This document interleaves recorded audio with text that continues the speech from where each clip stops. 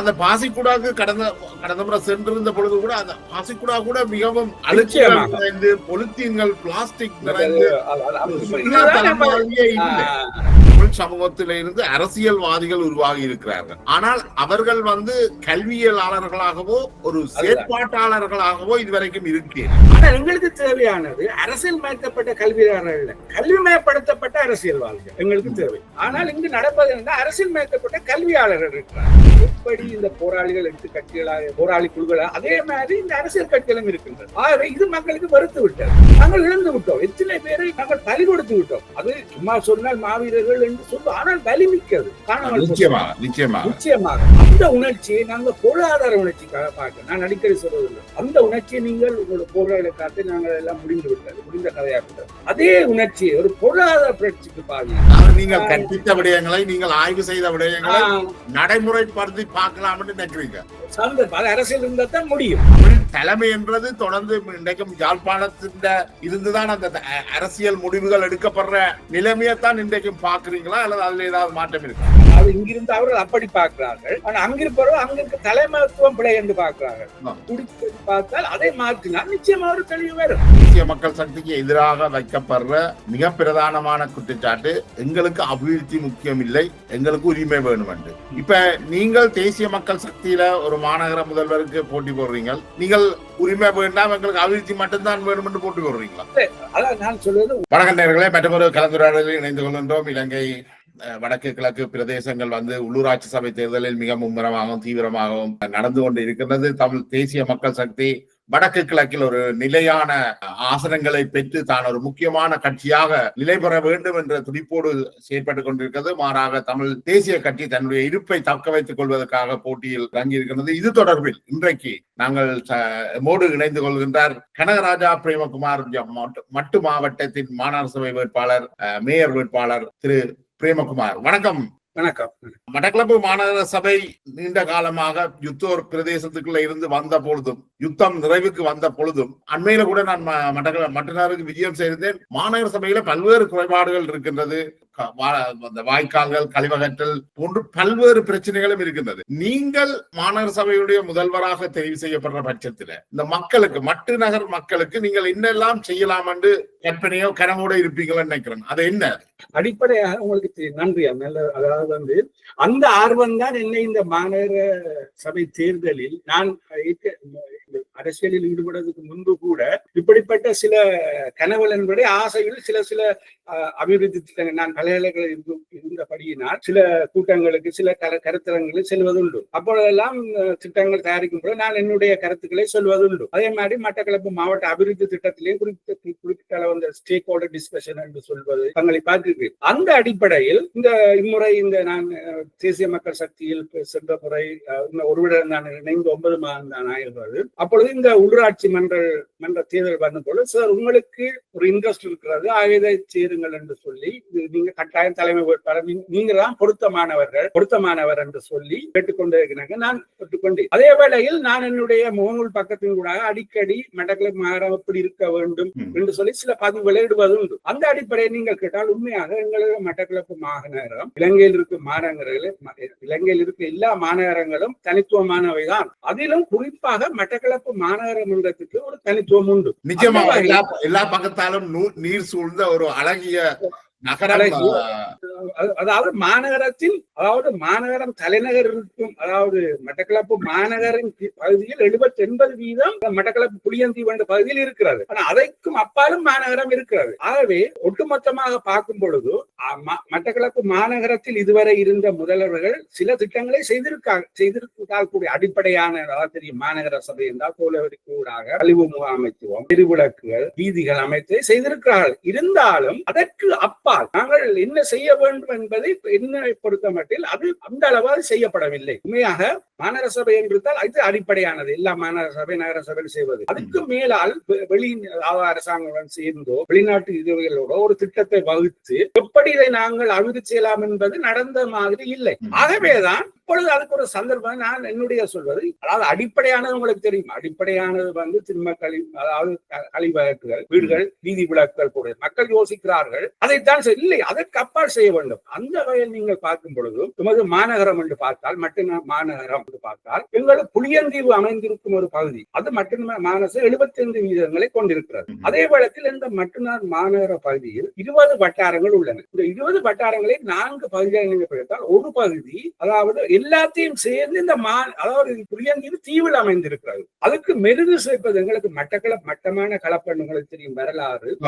அழகு சேர்ப்பதே இந்த மட்டக்களப்பு வாவி. நான் அடிக்கடி சொல்வது உண்டு, இந்த மட்டக்களப்பு வாவியை விட்டு நாங்கள் மட்டக்களப்பை பார்க்க முடியாது. அது ஒரு பெண்ணின் நெக்லஸ் போன்றது. ஆகவே இந்த வாவிதான் இந்த மட்டக்களப்பு மாநகரத்தை 4 பகுதிகளாக அந்த 20 வட்டாரத்தையும் இருக்கிறது. அதாவது 500 வட்டாரங்கள் அமுதகளில் தொடங்கி பெரிய கொடையில் முடிகிறது. அதே தொடர் 2வது மைய பகுதி என்று சொன்னால் எங்களுடைய இந்த டவுன் அமைந்த மட்டக்களப்பு நகரம். அதாவது அங்க 2 வட்டாரங்கள் தான். புளியந்தீவு என்று சொல்லுவோம். உங்களுக்கு புளியந்தீவின் சரித்திரம் ஒரு புளியன் கொட்டை வடிவானது, புளியன் என்ற ஆண்டவர் என்ற ஒரு பகுதி, ஒரு தீவு நகரம். அப்படி ஒரு வளங்கள், அப்படி ஒரு அமைந்த ஒரு தீவு நகரம். இந்த முக்கியத்தை நாங்கள் உணரவில்லை. அதே வேளையில் இந்த 3வது மைய பகுதியாக ஒரு பாரிய கடலையும் வங்காள விரிகுடா இந்து சமுத்திரத்தை நீங்கள் வாவியம் கொண்ட ஒரு பகுதியில் திருச்செந்து 11ஆம் வட்டாரிலிருந்து மச்சுமுனையிலிருந்து காத்தாங்குடி மட்டும் ஒரு நீண்ட நெருப்படைப்பு அழகிய கடற்கரையில கொண்ட ஒரு பகுதி. இது 3வது மையப்பகுதி. 4வது அடுவாங்கரையையும் இழுவாங்கரை இணைக்கும் ஒரு பகுதியான திருப்பரங்குறை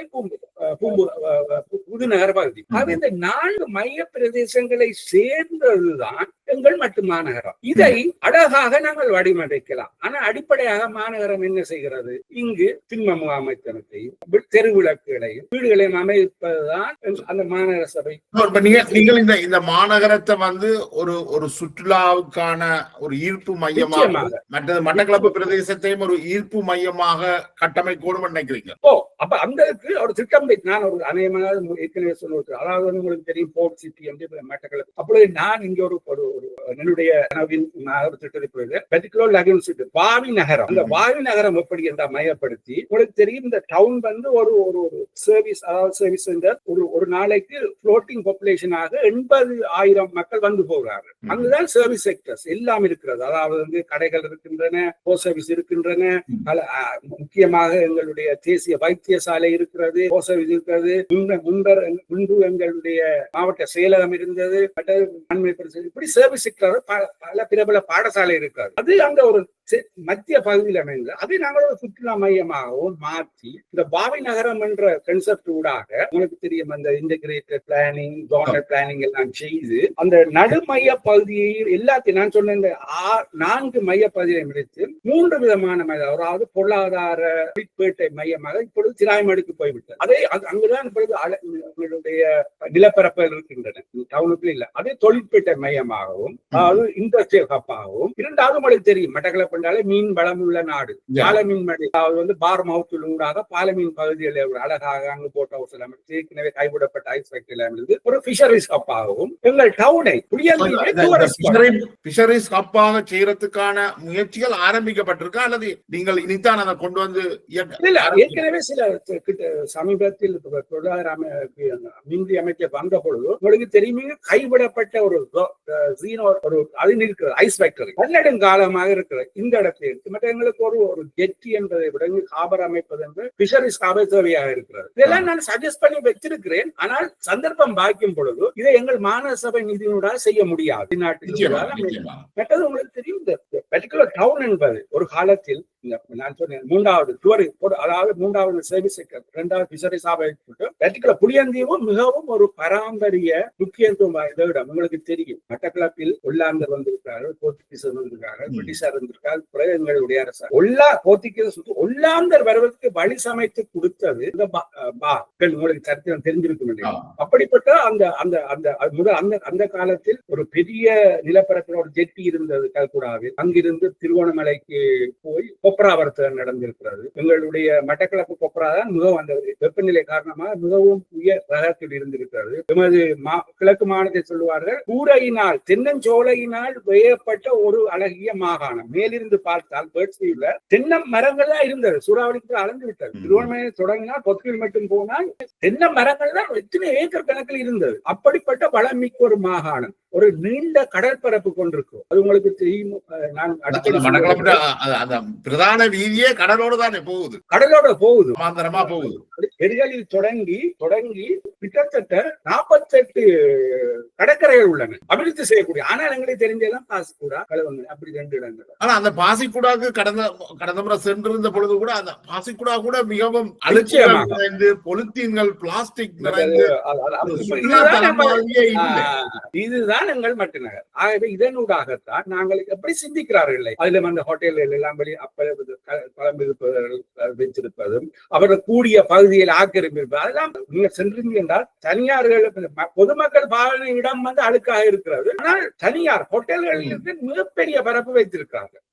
அது ஏற்றுக்கொள்ளப்படாத இடம். அவர்கள் ஒரு குறிப்பிட்ட பகுதியை கொடுத்திருக்கலாம். நாங்க சொன்ன இந்த 3வது மையப்பகுதி எங்களுடைய டவுன் புளியந்தீவை ஒரு சுற்றுலா மையமாக உருவாக்கலாம்.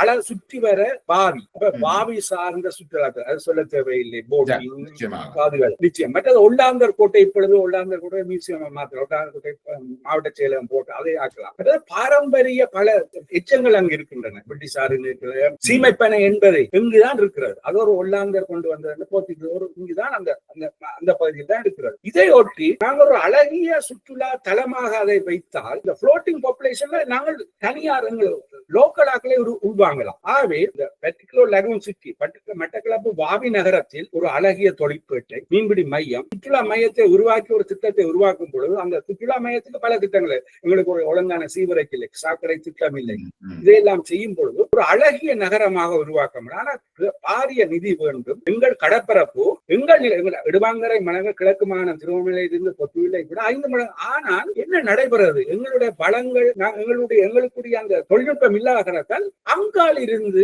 மீன்களை பிடித்துக் கொண்டு போறாங்க வெளிநாட்டு. அது நமக்கு தெரியாது. இப்ப கடல் வளம், இவ்வளவு பெரிய கடல் வளம், மட்டக்களப்புக்கு பெரிய கடல் வளம் இருக்கு. தமிழர் பிரதேசங்கள் என்று எடுத்தா கூட இலங்கையினுடைய சனத்தொகையில 10% தான் தமிழர்கள். ஆனால் அதுல 3/2 65% கடல் பரப்பு தமிழர்களுடைய கையில தான் இருக்கிறது. அதுல இருந்து பெரிய வருமானமோ அல்லது மக்களுடைய வாழ்நிலையை உயர்த்துறதுக்கான முயற்சிகளோ எடுக்கப்படும் இதுவரைக்கும். உண்மையா நான் அடிக்கடி சொல்வதுண்டு, இலங்கையை நீங்க குறுக்கு நெடுக்க வெட்டி பார்த்தால் எங்கள் பகுதி, அதாவது கிழக்கு வடக்கு பகுதியில் இருக்கும் துறைமுகங்கள் 2 உண்டு. ஆனா அதே நேரத்தில் மேற்கு பகுதியில் எடுத்து எத்தனை துறைமுகங்கள் இருக்கின்றன? புத்தளம் தொடங்கி எத்தனை துறைமுகங்கள், பீஸ் லேண்டிங் சைட்ஸ் இருக்கிறது.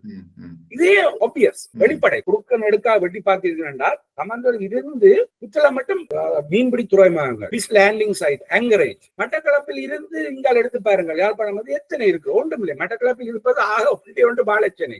இங்க ஒளிவில் காபரம் துறந்தால் பிழையான சொல்வதெல்லாம் இங்கு காபர் அமைக்க இல்லை. பழங்கள் இருக்கிறது, காபர் அமைக்க முடியும். அடிப்படையாக சொல்வது இங்கு காபர் அமைக்க முடியாது.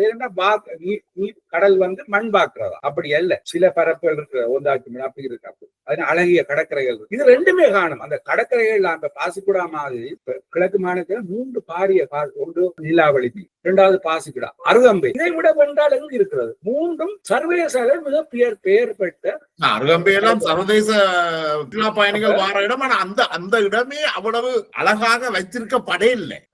அதான். அதாவது மற்றது சுற்றுலா என்று வருபவர்கள், நான் அதையும் அடிக்கடி சொல்வது, கொழும்பில் இருந்து பல வெளிநாடு வந்தா, காபரணை ஆள் வந்தா அப்படியே போய் விடுவார்கள். மட்டக்களப்பை போது குறைவு. ஆனால் எங்கள் பக்கம் புலனவையிலிருந்து அழகான எல்லாம் இருந்து அந்த மாதிரி அதை நாங்கள் அபிவிருத்தி செய்து எடுத்தால் அந்த அளவுக்கு நாங்கள் செய்வோம். அதுக்கு அடிப்படையான பிரச்சனை உண்மையா இங்க வந்து கைட்ஸ் இல்லை. என்று சொல்ல எனக்கு தமிழ் இல்லாத கைட்ஸை நாங்கள் கொடுக்க வேண்டும்.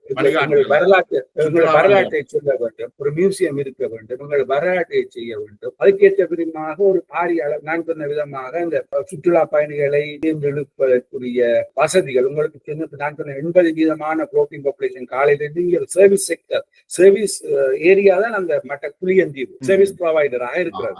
அங்கு ஒழுங்கான பார்க்கிங்கள், ஒழுங்கான கழிவறைகள் இதெல்லாம் நாங்கள் அபிவிருத்தி செய்ய வேண்டும். சுற்றுலா மையங்கள் எல்லாம் செய்து எடுத்தால் இன்னும் அதிகமாக எங்களுக்கு புளோட்டிங் பாப்புலேஷன் அதிகரிக்கும். இந்த கழிவறைகள், இந்த சுத்தப்படுத்தல் எல்லாம் நாங்கள் அதுக்கு ஒரு சார்ஜை நாங்கள் போடலாம், ஒரு கட்டணத்தையும் வாங்கிக் கொள்ளலாம். நிச்சயமா இல்லாமல் மக்கள் தெருவில் போக வேண்டியெல்லாம் இருக்கு. காங்கிரஸ் சபைக்கு அதுபடி ஒரு விதமான அந்த பார்க்கிங் தரிப்பிடத்தை நாங்கள் வண்டியில் இருப்பது போல செய்யலாம். பஸ் ஸ்டாண்டுகள் இருக்க அப்படி காலத்தின் தேவை தேவையா இருக்கிறது. அருகம்பே அந்த நீங்கள் சொன்ன அந்த பாசிக்குடா பிரதேசங்கள் எல்லாம் சுமார் வெளிக்குள்ள கொண்டே தான் காரோ பஸ்ஸோ பார்க் பண்ண முடியும். அதுக்கு அந்த பாதை கூட மிக கரடு முரடானதாகவும் ஆபத்தானதாகவும் தான் இருக்குது. இப்ப இந்த மட்டக்களப்பு மாநகரத்து எல்லைக்குள்ள வாழ்ற மக்களுக்கு நீங்கள் ஆட்சியை வெல்ற பட்சத்துல ஒரு 100 நாட்கள்லயோ அல்லது ஒரு 6 மாதத்திலேயோ எவ்வாறான மாற்றங்களை அவர்கள் பார்க்கலாம் என்று நீங்க நினைக்கிறீங்க? உங்களுடைய கனவுகள் நிறைய இருக்குது, உங்களோட கனவுகள் நிறைய சொல்லியிருக்கீங்க. 100 நாள்லயோ அல்லது 6 மாசத்துக்குள்ளேயோ ஏதாவது மாற்றங்களை அவர்கள் காணக்கூடியதாக இருக்குமா? அடிப்படையான திட்டங்கள் என்பது சில விட்ட குறைகள் தொட்ட குறைகள் என்று இருக்கின்றன. இன்னும் பிரச்சனைகள் இருக்கின்றன. உங்களுக்கு தெரியும், மாவட்டம் என்றுதான் இன்னும் சில இடங்களில் ஒழுங்கால வடிகான்கள் இல்லை, வீதிகள் இல்லை, வீதி விளக்குகள். அடிப்படை தேவைகள் கூட இப்ப மட்டக்களப்பில் இல்ல அந்த காணுகளுக்குள்ள சில வேளை நீங்கள் இதை தடக்கி கீழே விழுந்துருவீங்க. அதுகளை நிச்சயமாக அதுகளெல்லாம் பெரிய குறைபாடாக இருக்குது. சில இடங்கள்ல பிளாக் பண்ணி இருக்குது. பெரும் நாற்றம் எடுக்கிறதையும் நான் அவதானிச்சேன். இல்லை. அப்ப அதுகளெல்லாம் எங்களுக்குள்ளால சுருங்கிய காலகட்டத்தில் எங்கள் நிதி கூட செய்யக்கூடியதா இருக்கும். ஆனா அதுக்கு கரிசனை எடுக்கப்படவில்லை. உங்களுக்கு தெரியும், சில இடங்களில் செய்யப்பட்டிருக்கிற, சில இடங்களில். அதே நேரத்தில் வீதி விளக்கலும் அதே குறை. வீதிகள் உங்களுக்கு தெரியும், வீதிகள் என்று சொன்னால் மாநகர சபையும் போடலாம், மத்திய அரசாங்கம் கூட போடலாம், ஒழுங்கைகள் எல்லாம். சில இடங்களில் நீங்கள் சென்று பார்க்கிறீர்கள் சொன்னால் அழகாக வீடுகள் கான்கிரீட் எல்லாம் போடப்பட்டிருக்கின்றன, சில இடங்களில் இல்லை.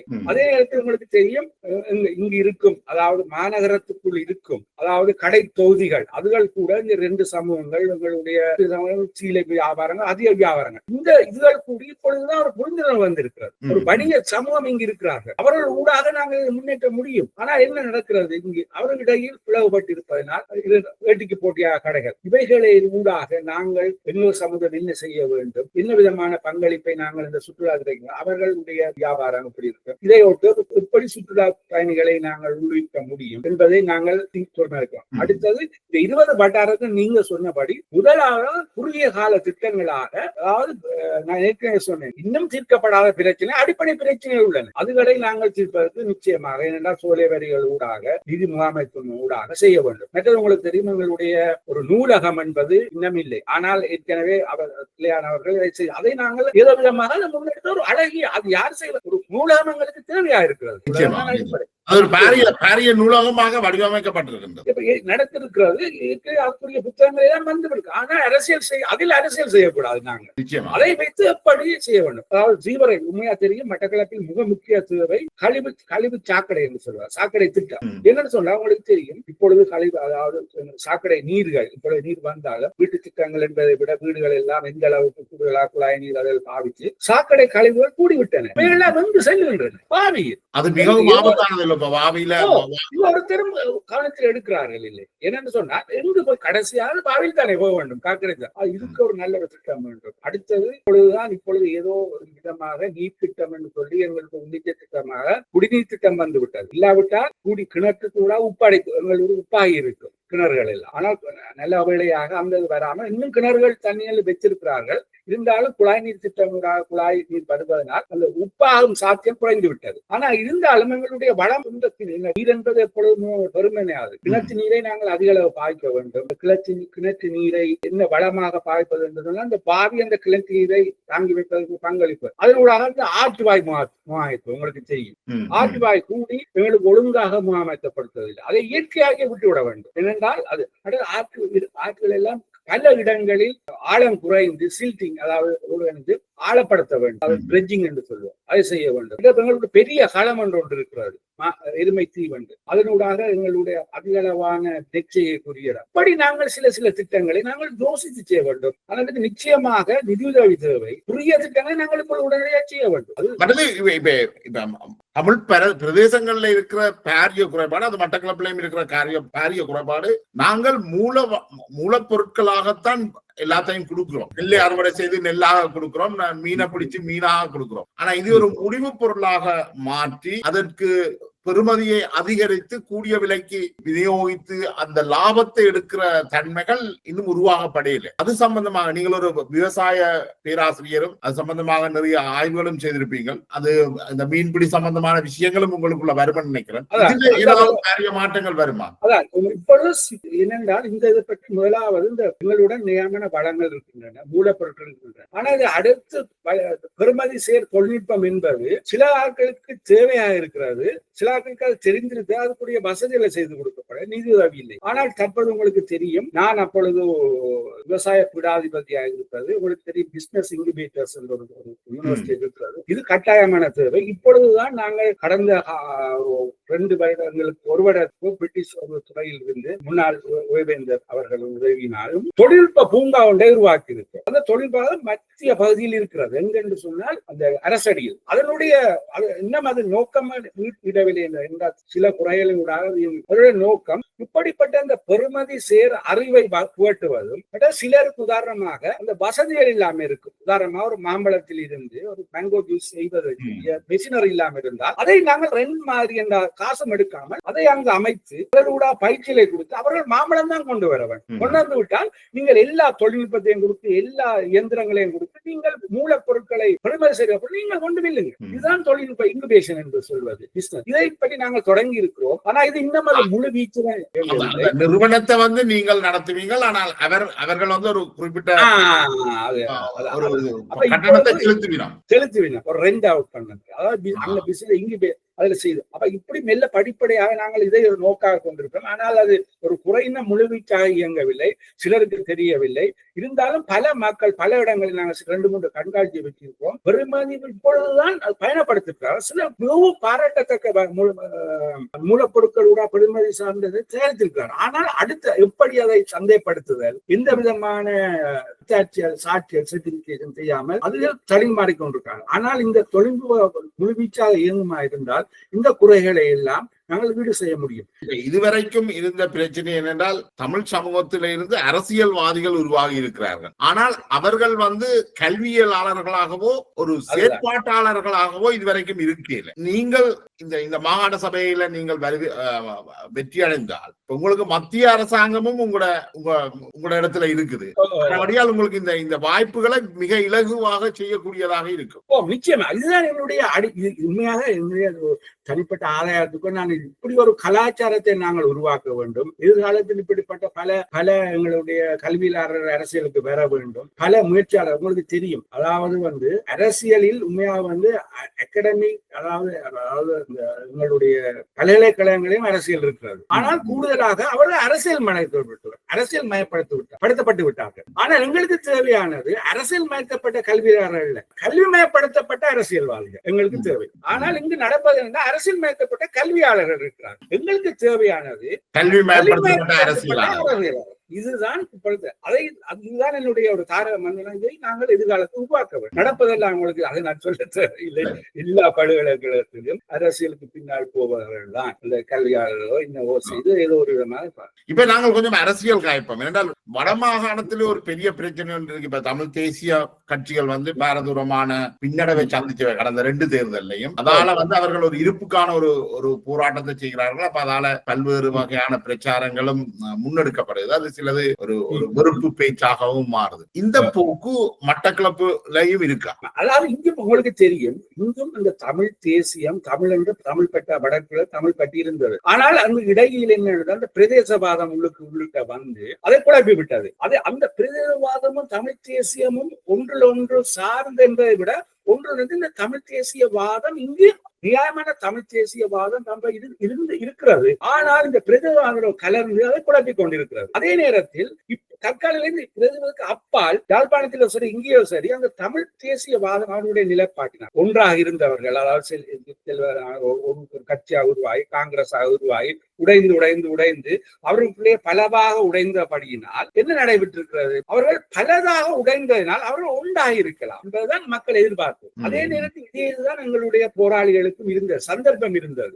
மக்கள் இப்பொழுது எங்கள் போராளிகள் உங்களுக்கு தெரியும் சந்தர்ப்பத்தில் பாவிக்கவில்லை. அவர்கள் எங்களுடைய நாங்கள் இப்பொழுது பல அழிவுகளை சந்தித்து விட்டோம். இப்பொழுது அதே நிலைதான் அரசியல் கட்சிகளுக்கும் உருவாக்குவது. எப்படி இந்த போராளிகள் 8 கட்சிகளாக போராளி குழுக்கள், அதே மாதிரி இந்த அரசியல் கட்சிகளும் இருக்கின்றது. ஆகவே இது மக்களுக்கு வெறுத்து விட்டது. அவர் நமக்கு என்ன தேவை உண்மையா சொன்னால், அடிப்படையா பார்த்தால் நாம எங்கள் இளைஞர்கள் மிகவும் மண்பற்று மிக்கவர், தேசிய உணர்ச்சி. நாங்கள் இழந்து விட்டோம். எத்தனை பேரை நாங்கள் பலி கொடுத்து விட்டோம். அது சும்மா சொன்னால் மாவீரர்கள் என்று சொல்லுவோம், ஆனால் பலி மிக்கது காணாமல் நிச்சயமாக. ஆனால் அப்படிப்பட்ட ஒரு குறிப்பிட்ட தொகையை மிங்கி இருக்கிறார்கள். அந்த உணர்ச்சியை நாங்கள் பொருளாதார உணர்ச்சிக்காக பார்க்க, நான் அடிக்கடி சொல்வது, அந்த உணர்ச்சியை நீங்கள் உங்களோட பொருளாதார காலத்தை நாங்கள் எல்லாம் முடிந்த கதையாகிட்டது. அதே உணர்ச்சியை ஒரு பொருளாதார புரட்சிக்கு பாதி, அந்த சக்தியை, அந்த வெளிநாட்டுக்கு போகிறார்கள், ஒரு குறிப்பிட்ட தொகைதான் இருக்கிறார். இந்த புரட்சி ஒரு பொருளாதார புரட்சியாக அதுக்குரிய காலம் கணிந்திருக்கிறது. மாட்சி அப்படி செய்யுங்கள். எந்த அளவுக்கு இளைஞர்கள் பல்வேறு தரப்பினரும் தமிழ்நாடு மீது, தமிழ்நாட்டில் ஆட்சியை வச்சுக்கின்ற திராவிட முன்னேற்ற கழகம் மீது பல்வேறு விமர்சனங்களை, கடுமையான மோசமான விமர்சனங்களை வைக்கிறார்கள். ஆனால் தமிழ்நாடு இந்தியாவிலேயே மிகப்பெரிய பொருளாதாரமான மாநிலமாக இன்றைக்கு முன்னுக்கு நிற்குது. இதை நான் அடிக்க நல்ல ஒரு உங்களுடைய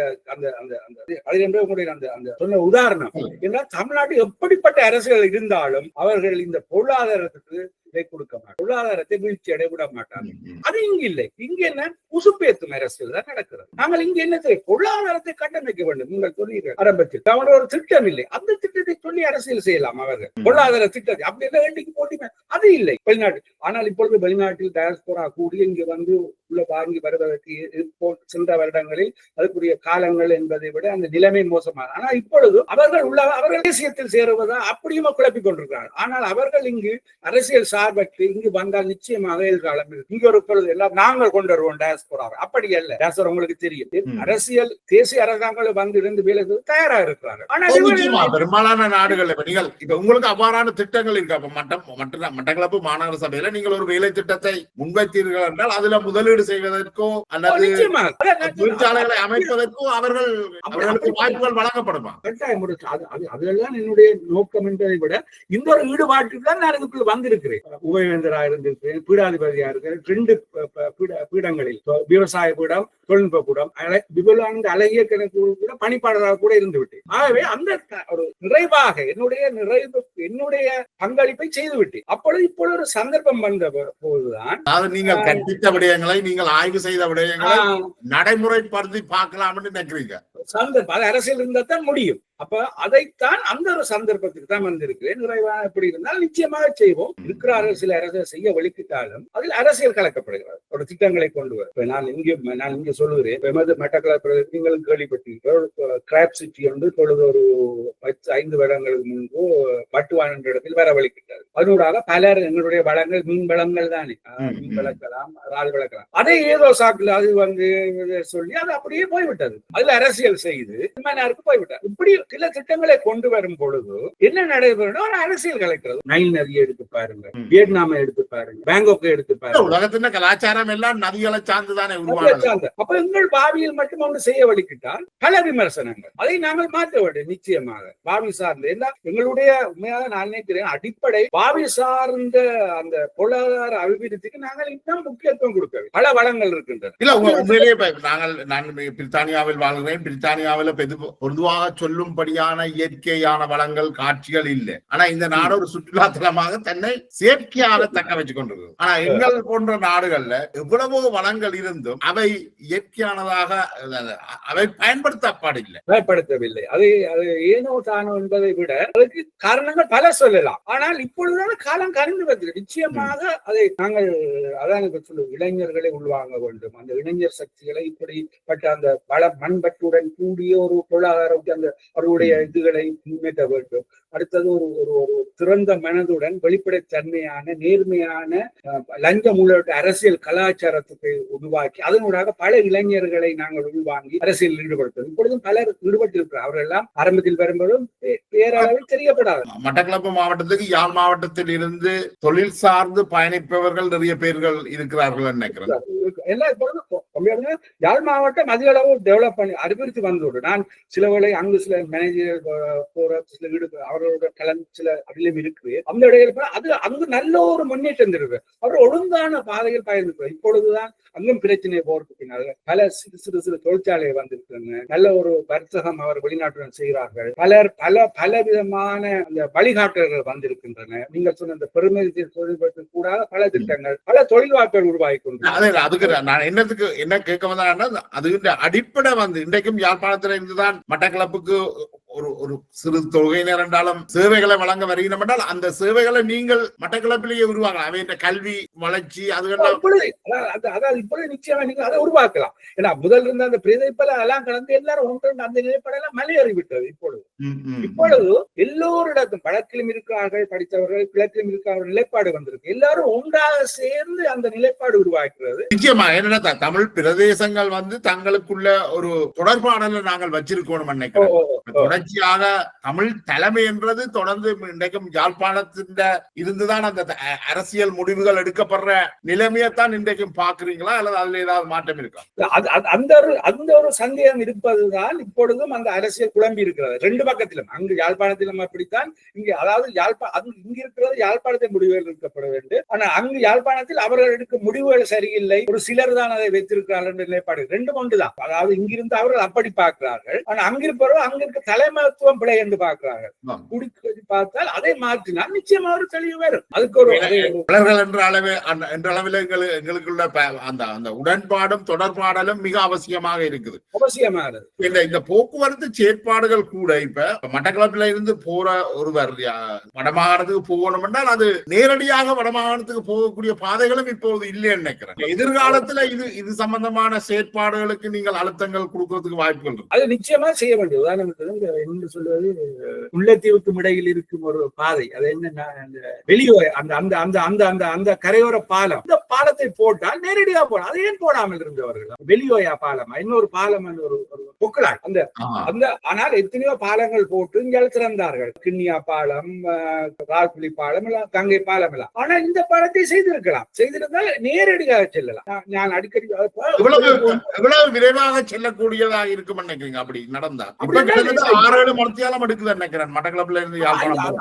அதாவது இப்பொழுது என்று சொன்னா குறுக்கிய திருவண்ணாமலை போய் வவுனியா போய் சொன்னா 6-7 மணித்தியாலம். அப்படி செய்தால் நாங்கள் முல்லைத்தீவில் போய் மாங்காணி அங்க அப்படி குறுகியதா போகலாம். அதுக்குள்ள ஒரு பாதை உங்களுக்கு தெரியும், ஒரு தடையாக இருக்கிறது.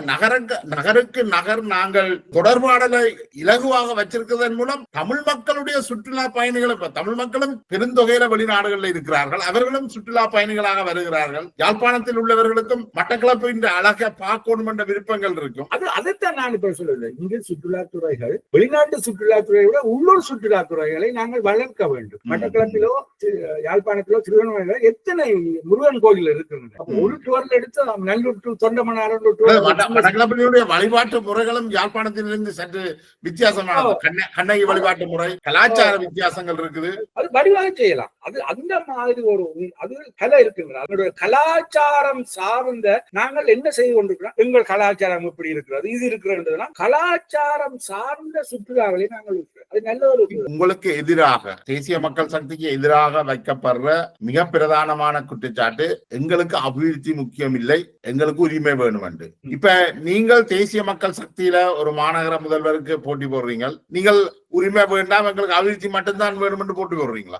அதான் நான் சொல்றது உரிமையுடன் கூடிய அபிவிருத்தி. அதாவது உங்களுக்கு உரிமை, அந்த உரிமை என்பது என்ன உரிமை என்பதை மேல் பார்த்து அதை நாங்கள் மேல் நிலைநிறுத்த வேண்டும். இது என்னன்னு சொன்னால் நாங்கள் இதுக்கு சண்டை இருக்கிற உரிமையும் இல்லாம போய்விடும். உங்களுக்கு தெரியும், மனித இருக்கு என்பது நாங்கள் சண்டை பிடிக்கும் பொழுது இயற்கையாக வேண்டும். ஒரு பெரும்பான்மை இருக்கும், சிறுபான்மை எல்லாம் இருக்கும் பொழுது அது இயற்கையாக நடக்கும். அதுதான் நாங்கள் எங்கள் உரிமை என்பது உரிமை இருக்கிறது. உரிமையை நாங்கள் தக்க விதமாக எடுக்க வேண்டும். அது வந்து எங்களிடமே எவ்வளவு பிரச்சனை இருக்கு. ஒரு சிறுபான்மை இனத்திலே எத்தனையோ விதமான பிரச்சனைகள் இருக்கு. அவர் பெரும்பான்மை நடப்பதற்கு சந்தர்ப்பம். எல்லாரும் மனிதர்கள். இன்னும் அது எதிராக இவர்கள் தங்கள் கதைக்கும் பொழுது இதான் நடைபெற்றுக் கொண்டிருக்கு. உரிமை என்பது உண்மையாக அது நிச்சயமா அது தமிழர்கள், முஸ்லிம்கள், சிலவர்கள் எல்லோருக்கும் இளைஞர் என்ற உரிமைகளுடன் அவருடைய கலாச்சார உரிமையை நாங்கள் நிலைநிறுத்த வேண்டும். அபிவிருத்தி அடைகின்ற பொழுதுதான் நாங்கள் எங்களோட உரிமையையும் தக்க வச்சுக் கொள்ள முடியும். இப்ப மட்டக்களப்ப அபிவிருத்தி செய்யலையேண்டா மட்டக்களப்புல உள்ள தமிழர்கள் ஏன் மட்டக்களப்பில் இருக்கணும், கொழும்புல சீவிப்பினம். அதான் அடிப்படையாக நான் அதை சொல்வதுண்டு. ஒருவனுக்கு முதலாவது நாங்கள் எங்கள் தமிழை பொறுத்த உணவு, உடை, உறைவிடம். அப்பொழுது நான் கேட்பது உங்களுக்கு முக்கியமானது என்னன்னு கேட்டா உறைவிடமும் தேவையில்லை, உடையும் தேவையில்லை, உணவு முக்கியம். வயிறை பார்த்தால்தான் நாங்க எல்லாம் அடுத்த அதுதான் வயிறு நல்லா இருந்தா ஒரு பசித்து கொண்டிருந்தா அவனுக்கு பசியைத்தான் முதலாக நோக்கம். அவனை பத்தி நீங்க என்னதான் சொன்னாலும் கேட்காது. அதே நேரத்தில் பசிக்கு இல்லாமல் துறைவிப்பா அவனுக்கு வேற என்ன அரசியல் செய்து கொண்டிருப்பான். ஆகவே அடிப்படை என்ன என்பதை முதல் விளங்கிக் கொள்ள வேண்டும். அப்பொழுது இந்த வயிறு நிரம்பினால்தான் நாங்கள் உரிமையை பற்றியோ அபிவிருத்தியை பற்றியோ அதுக்குரிய அபிவிருத்தியோட நாங்கள் வயிறு நிரம்பும். அதோட உரிமை வேறு எங்களுக்கு நிச்சயமா அடைய செய்கின்ற பொழுது அந்த பிரதேசத்தினுடைய கல்வி முன்னேறும், பொருளாதாரம் முன்னேறும். கல்வியும் பொருளாதாரமும் இருக்கிற சமூகம் நீங்கள் அவர்கள்ட்ட இருந்து அந்த எந்த உரிமையும் நீங்கள் பறிக்க முடியாது. அவர்கள் அந்த உரிமையை தாங்களாகவே வலிந்து பெற்றுக் கொள்றதுக்கான தைரியத்தை அவர்கள் தாங்களாகவே எடுத்துக் கொள்வார்கள். நிச்சயமா எடுத்துக்கொள்வார்கள். அதாவது இப்பொழுது தற்கால இளைய சமுதாயம் பல பாடங்களை கற்றிருக்கிறது. உங்களுக்கு ஒரு நீண்ட ஒரு வலிமிக்க வரலாறுகளுக்கு இருக்கிறது. என்ன செய்ய வேண்டும் என்று இளைஞர்கள் தெளிவடைந்திருக்கிறார்கள். ஆனால் தேவை எங்களுக்கு ஒரு நல்ல ஒரு அரசியல் கலாச்சாரம். என்னென்று சொன்னால் நமக்கு இருப்பது எங்கள் கைவசம் குறிப்பிட்ட தமிழ் இளைஞர்கள். ஒரு சிலர் வெளிநாட்டு போட்டு போறார். இவர்களுடைய எதிர்காலத்தை நாங்கள் எப்படி வடிவமைக்க போறோம்? மீண்டும் ஒரு வித்தமிட இருக்குமிடம் இல்லாம போய்விடும். அப்ப தமிழ் தேசியம் என்றால் என்ன? அப்ப நாங்கள் எல்லாம் துரோகிகளா மாறி இல்லை. அப்படின்னா நான் இங்க 65 வருஷம் வெளிநாடு போகாமலே இங்க இருந்தா எனக்கு பற்றி இல்லையா? நான் இவ்வளவு அடிபாடு இருந்து வெளிநாட்டு சந்திப்பு நான் இவ்வளவு வெளிநாட்டுக்கு போகல. எங்களுடைய இப்பவும் உங்களுடைய கனவுகளை தமிழ் மக்களை அபிவிருத்தி அடைய செய்யணும் என்று சொல்றீங்க. அப்ப தமிழ் அது தேசியம் எனக்கு தமிழ் உணர்வு இல்லையா? இல்ல அப்ப அது அப்ப நான் தமிழ் தேசியம் என்று சொன்னா நான் வேட்டி கட்டி விட்டு தெரியணுமா? அப்படி இல்லையே. எனக்கும் தமிழ் உணர்வு இருக்கிறது. நான் அந்த ஊரை டெவலப் பண்ண வேண்டும். அந்த உணர்வு இருக்கிறது. ஆகவே நானும் அந்த உணர்ச்சியோடு நாங்கள் பயணிப்போம். நீங்கள் தேசிய மக்கள் சக்தியோட இருந்தாலும் நீங்கள் ஒரு தமிழ் உணர்வாளன், தமிழ் பற்றோட தமிழ் மக்களுக்காக சேவை செய்யறதுக்காகத்தான் நீங்கள் போட்டி போடுவீங்க. அதாவது மற்ற சமூகத்துடன் இணைந்து ஒருமைப்பாடு அப்படி இணையும் போது நிச்சயமா நான் ஒரு மாநகர முதல்வராக நீங்கள் தமிழர்களுக்கு மட்டுமல்ல, இது தமிழர்களுக்கு, சிங்களவர்களுக்கு முதல்வர் அந்த உணர்வு இருக்கு எல்லோருக்கும். அந்த மண் பற்று என்பது, அதாவது நான் அடிக்கடி பொழுது சொல்வது, நான் உங்களே அரசியல் கட்சியில எல்லாரும் மண் பற்றுள்ள மட்டக்களப்பான் என்று அப்படித்தான் நாங்கள் பார்க்கிறோம். தமிழ் மக்கள் என்றுதான் நான் பார்க்க வேண்டும். அந்த ஆனா உங்கள் அரசியல் கட்சியில் வித்து அதை நான் போடவே இல்லை. நான் எடுத்திருக்க கட்சிக்கு நீங்கள் அது உங்களுடைய அரசியல் நீங்கள் செய்யுங்க. நீங்கள் என்ன செய்ய நான் குறை கூறவில்லை, நீங்கள் செய்யுங்க. ஆனால் உங்களுக்கு எனக்கு அந்த உங்களுடைய அந்த பற்று பிடித்திருக்கிறது. அது எல்லோரும் அப்படி இருந்து வந்தா அந்த பற்று அது நாங்கள் கட்டாயம் தேவை. அந்த மண்ணின் அபிவிருத்தி அதுதான் அதை பற்றி நாங்கள் அந்த சக்தியை ஒன்று தேசிய மக்கள் சக்தி மிக முக்கியமான புள்ளியும் தான். கடத்தொழில் அமைச்சர் சந்திரசேகரன் சொல்லியிருந்தார், இந்தியாவில் இருக்கின்ற அனைத்து பல்வேறு மொழிகள் பல்வேறு மதங்கள் இருந்தாலும் நாங்கள் இந்திய தேசியம் ஒன்று உருவானது போல இலங்கை தேசியம் ஒன்று உருவாகணும். நாங்கள் அனைத்து மக்களும் அனைத்து மதங்களும் அனைத்து இனங்களும் ஒற்றுமையாக வாழணும் என்ற ஒரு விஷயத்தை சொல்லியிருந்தார். மட்டக்களப்புக்கு அது ஒரு இயல்பான ஒரு வடிவம் என்றால் எல்லா இன சமூகமும் அங்க இருக்குது. எல்லா இன சமூகங்களும் சந்திக்கிற ஒரு மாநகரமாகத்தான் மட்டக்களப்பு மாநகரம் விளங்குது. அதுகின்ற மேயராக நீங்கள் வெற்றி பெற வாழ்த்துக்களையும் சொல்லிக்கொண்டு நினைக்கிறேன் இந்த நேர்காணல் முடிவு கொண்டு வரோம். இந்த உள்ளூராட்சி தேர்தலுக்கு பிறகோ அல்லது அதற்கு மீண்டும் சந்தித்து இந்த அபிவிருத்திகள் தொடர்பாக நாங்கள் தொடர்ந்தும் கலந்துரையாடுவோம். உங்களுடைய நேரத்துக்கு என்னுடைய நன்றிகள். நன்றி. இப்படி ஒரு சந்தர்ப்பத்தை எதிர்காலத்தில் நிச்சயமாக நான் இதில் ஈடுபாடு கொண்டவன். அரசியலுக்கு அப்பால் இந்த மாவட்ட நீங்களே உங்களுடைய யூடியூப்பை அடிக்கடி பார்ப்பது. எதிர்காலத்தில் இதை பற்றி கலந்துரையாட சந்தர்ப்பம் ஏற்பட்டால் நிச்சயமாக அதை என்னுடைய கலந்துரையாடுவதற்கு நான் இப்பொழுது தயாராக இருக்கிறேன். அந்த வகையில் இப்படி கிடைத்த சந்தர்ப்பம் எனக்கு மிக சந்தோஷமாக இருக்கிறது. ஏன்னா நான் பல கலந்துரையாடல் ஈடுபட்டிருந்தாலும் இப்படி ஒரு சந்தர்ப்பத்தை ஏற்படுத்த முதற்கண் உங்களுக்கு நன்றியை நான் தெரிவித்து எதிர்காலத்தில் நிச்சயமாக இதை பற்றி நாங்கள் கலந்துரையாடுவோம். நன்றி. நன்றி.